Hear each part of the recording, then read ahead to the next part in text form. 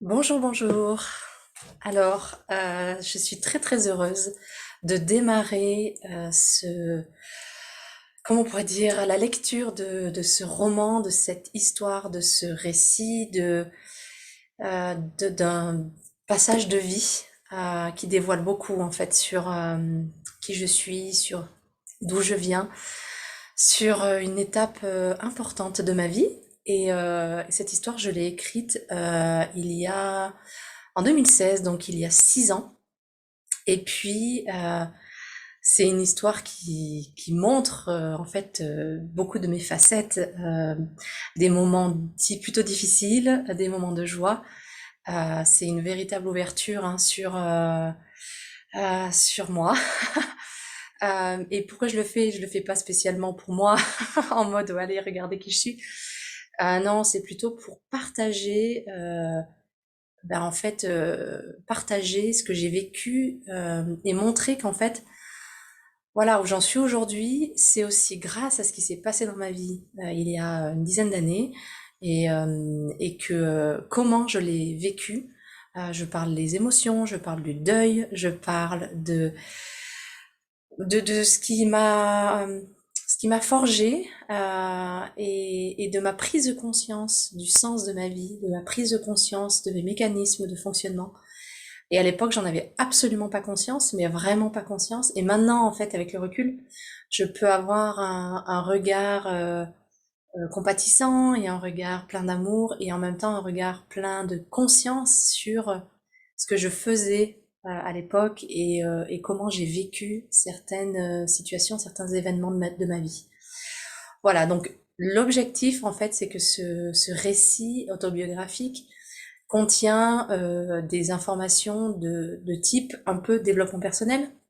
Moi, je l'appelle plutôt du retour à soi, parce que au fil de l'histoire et au fur et à mesure, moi, de mon avancée, de mon évolution, je me suis rendu compte que c'était pas du développement personnel que je faisais, genre parce que ça me mettait dans une position de, bah, en fait, voilà, il faut que tu te développes, et puis ça mettait une certaine pression bah, finalement, d'accomplir plein de choses, et puis de nouveau de noter, voilà, si tu te développes pas, alors t'es nul, enfin bon.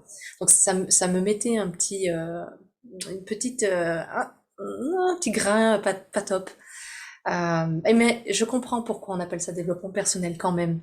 Si j'enlève l'attachement émotionnel à ces mots-là, c'est ok. Mais je me suis rendu compte que c'était beaucoup plus un retour à soi, à son vrai soi, qui a été en fait bah, protégé, camouflé, conditionné, modifié par la vie, par nos expériences, par la société, par notre éducation, par plein de choses. Et donc l'histoire, en fait, je vais la ponctuer de temps en temps de petites phrases ou d'informations sur, voilà, avec le recul, qu'est-ce qui là, il s'est passé. Qu'est-ce qu'il y a, qu'est-ce que j'ai fait, est-ce que ça a été une transmutation d'émotions, est-ce que ça a été, voilà, enfin, il y aura une petite analyse pour vous donner un peu le regard et le retour de, voilà, entre guillemets, alors j'appellerais pas ça un principe, mais bon, une idée philosophique ou un concept spirituel. Et voilà comment je l'ai appliqué sans vraiment le savoir à ce moment-là. Et puis, ce récit, donc, il dure, il y a beaucoup de chapitres, puisqu'il se passe sur 3 ans. Vous allez comprendre pourquoi. Et donc, chaque chapitre sera mis en ligne une fois par semaine. Donc, voilà. Regardez un peu si vous êtes intéressé. Il sera mis sous la forme vidéo, audio et puis écrite pour ceux qui préfèrent lire ou ceux qui préfèrent écouter ou tout simplement ceux qui préfèrent écouter en visualisant puisque je sais qu'il y a parmi vous, il y en a qui sont plus visuels et donc le message peut être transmis de manière beaucoup plus facile juste en regardant et en écoutant. Voilà, donc je démarre la lecture de l'introduction pour vous donner un petit peu plus de contexte sur pourquoi j'ai écrit ce texte. Alors, ce texte, mes parents, ma mère, ma sœur et mon frère l'ont lu. Et ça aussi, ça a été une grande étape pour moi, que de leur exposer de manière complètement authentique et vulnérable la réalité que j'avais vécue. Alors ça, c'est un très très grand concept spirituel, c'est que on a l'impression de vivre les mêmes réalités alors que ce n'est pas du tout le cas. Et ce qui fait qu'on ne se comprend pas forcément ou qu'il peut y avoir des conflits, c'est que on a l'impression que l'autre sait ce qu'on veut dire ou sait ce qu'on a vécu, alors que ce n'est pas du tout le cas, puisqu'on a nos schémas de pensée, nos visions, nos émotions qui peuvent, et puis notre perspective, notre point de vue, notre unicité qui fait qu'on ne voit pas la situation de la même manière que quelqu'un d'autre, alors on vit exactement le même événement, la même situation. Donc, ce texte, il est pour ma mère, ma sœur et mon frère, vous qui êtes un des piliers, un de mes piliers de vie, avec tout mon amour. Et pour mon père, toi qui m'as guidé tout au long de ma vie et qui me guide encore aujourd'hui depuis les étoiles. Alors, bienvenue dans ce voyage à travers les émotions d'un événement de vie qui nous a touchés, qui nous touche ou nous touchera tous à un moment ou à un autre. Comme vous allez l'entendre ou le voir dans les chapitres qui suivent, j'ai perdu mon père, ou du moins sa présence physique, alors que j'avais 29 ans. Sa disparition m'a fait l'effet d'une explosion intérieure et extérieure à laquelle je ne m'attendais absolument pas. Ce texte plonge directement dans l'annonce, l'accompagnement de la maladie et dans l'après, c'est-à-dire dans la vie après la perte, après la mort. Il montre avec sincérité toutes les émotions par lesquelles je suis passée, tous les questionnements auxquels j'ai dû faire face.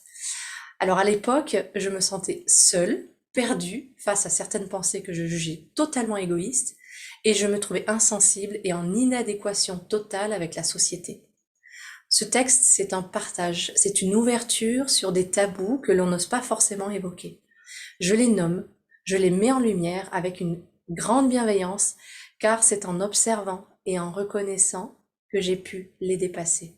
Donc ça, c'est un précepte spirituel très très important de mise en lumière de part d'ombre, qui fait que au lieu de nier ce qui est là, c'est de le regarder, de l'embrasser, et puis en fait, ça lui fait perdre sa consistance. C'est un peu, si tu résistes, ça persiste, alors que si tu l'embrasses, que tu le prends dans tes bras, eh bien, ça s'apaise.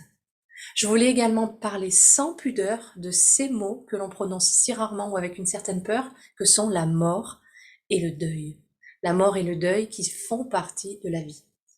Ce texte vient de mon cœur. J'y dévoile une partie de mon âme, car je crois profondément au fait qu'il peut aider à comprendre, ou tout au plus à appréhender ce que traverse un enfant endeuillé. Parler, communiquer, s'exprimer est primordial pour moi dans cette phase de deuil, et pourtant c'est ce qui est le plus délicat.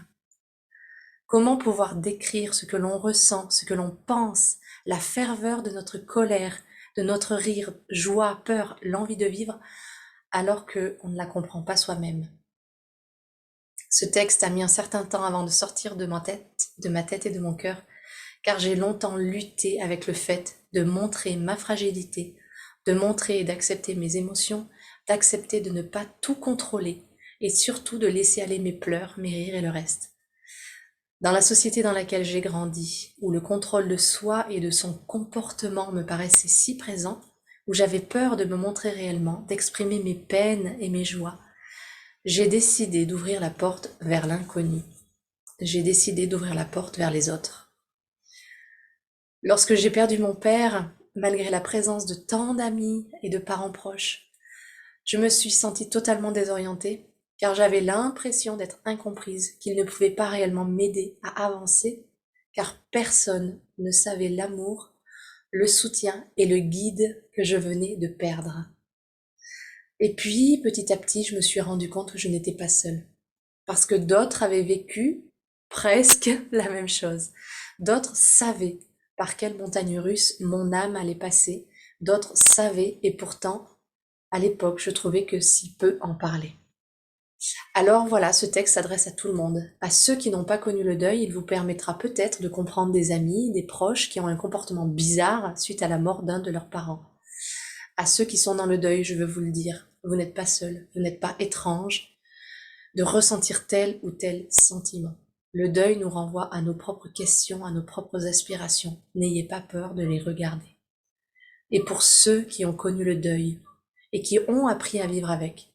Je voulais vous féliciter et vous souhaiter de vivre de toute votre âme, de savourer cette vie qui a dû se réadapter, se rééquilibrer d'une manière différente, et surtout de vivre sans culpabilité, de vivre avec douceur et pleine conscience, de vous accepter dans votre intégralité. Car oui, selon votre contexte personnel, la première partie de ce texte, qui est en 3 parties, va peut-être vous paraître très confrontante, parce que je parle de cette maladie, du cancer, de l'impact qu'elle a eu sur ma famille et sur moi, sans fioriture. Je lève le voile sur tous les aspects vécus et je souhaite sincèrement que vous naviguiez par-delà cette phase d'agitation. Vous n'en serez que plus enchanté et j'espère touché de voir que la vie finit toujours par reprendre sa place. Et dans mon cas, par se transcender et devenir encore meilleure que ce qu'elle n'était avant. Car oui, je n'ai pas peur de le dire aujourd'hui, la mort de mon père a été la meilleure chose qui me soit arrivée dans ma vie. Et pour que je dise ça maintenant, je peux vous dire que ça a été un sacré cheminement. Je vous souhaite une bonne lecture, écoute ou visualisation affectueusement. Voilà, ça c'est pour l'introduction. Et je vais démarrer directement avec le prologue afin de conclure cette première vidéo, cette première capsule, cette première phase de la lecture de ce texte, le prologue qui démarre directement le texte.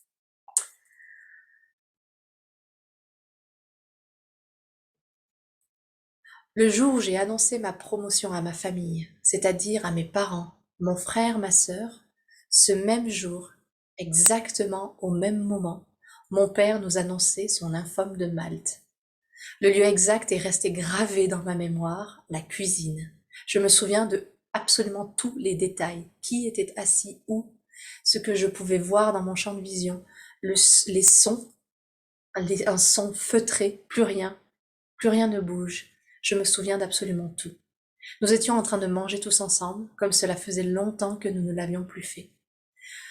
Par contre, j'ai du mal à me souvenir de la date ou de l'occasion exacte. Était-ce pour la fête des mères, pour le 15 août, pour tout autre long week-end? Le flou total. Et puis doucement, en y réfléchissant, en cherchant dans mes carnets de l'époque, je suis retombée sur la date exacte, le 28 octobre 2011, la veille de la Toussaint. La date qui allait amorcer un changement important dans ma vie, suivie de manière plus rapide que prévu par une date déclic, celle qui allait tout changer. Le reste est tout aussi flou, parce que les émotions ont pris le dessus. La surprise, les pleurs, la peur, mais également la déception.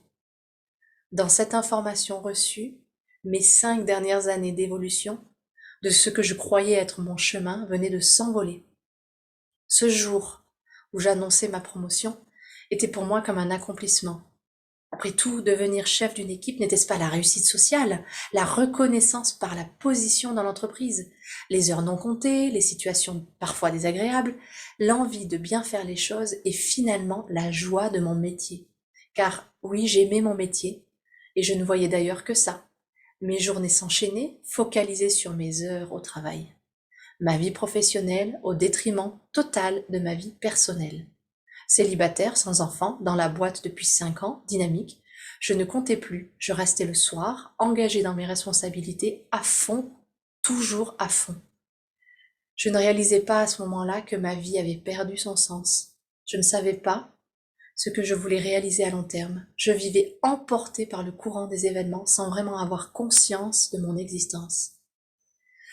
Alors ce jour-là, à table, en face de mon père, j'ai même ressenti un sentiment égoïste comme je n'en avais jamais fait l'expérience. Avant de penser à lui, j'ai pensé à moi, au fait que ma promotion était à présent du passé, que la nouvelle du jour ne serait pas liée à moi, mais à la maladie de mon père. Ce sentiment était intense et m'a presque choquée moi-même. Mais en fait, il était lié à une très grande aspiration, à une quête extrême de reconnaissance que je ressentais profondément et dont je n'avais pas conscience à l'époque. Une quête de fierté de mes parents et par-dessus tout de mon père.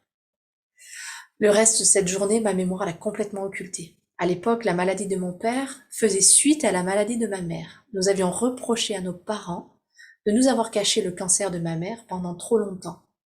Ma mère avait donc précédemment bataillé contre ce crabe et avait largement vaincu. La suite de l'histoire, la rémission, l'opération, et tout est bien qui finit bien.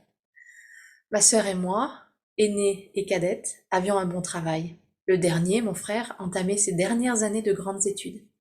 Alors, le cancer de mon père, annoncé à ses débuts, tout début, ne nous a pas fait peur. Après tout, il avait 98% de chances de s'en sortir. Ce crabe était connu, les traitements étaient connus, l'histoire était écrite. Après la maladie de mon père, j'ai longtemps gardé une aversion pour les statistiques. Chaque situation est différente. Chaque émotion, chaque perception, chaque façon d'appréhender un événement, une information est unique. À partir d'une donnée commune, tout peut diverger. Car après tout, c'est la manière dont on réagit à un événement qui importe. Mon père n'a pas perdu sa gaieté, son enthousiasme, sa façon de me guider dans mes choix et de me soutenir. Alors que les traitements échouaient un à un, qu'un nouveau protocole était testé, il ne perdait pas espoir. En tout cas, c'est ce qu'il me faisait sentir. Il a peut-être, sûrement, montré un visage différent, plus honnête et réaliste à ma mère. C'est une part de leur intimité, un morceau de leur histoire d'amour, une portion de leur vie commune que je ne voudrais profaner en aucun cas. Alors à partir de cette date-là, la date de cette annonce, donc le 28 octobre 2011, j'ai vécu de manière intense chaque moment. Le travail s'enchaînait avec les sorties, les restaurants, les rencontres, du taekwondo, de la danse, nourriture, alcool aussi parfois, comme une bouée de secours, comme une manière de prouver que j'étais bien vivante. Le week-end, je le passais à remonter à Gap pour voir mes parents, à aller faire des visites à Paris pour voir mon frère et ma sœur, à sortir avec des amis. Aucun week-end de vide. Remplir, remplir, remplir le vide à tout prix. Ne pas être seul, ne pas me poser, noyer ma tête, noyer mes pensées.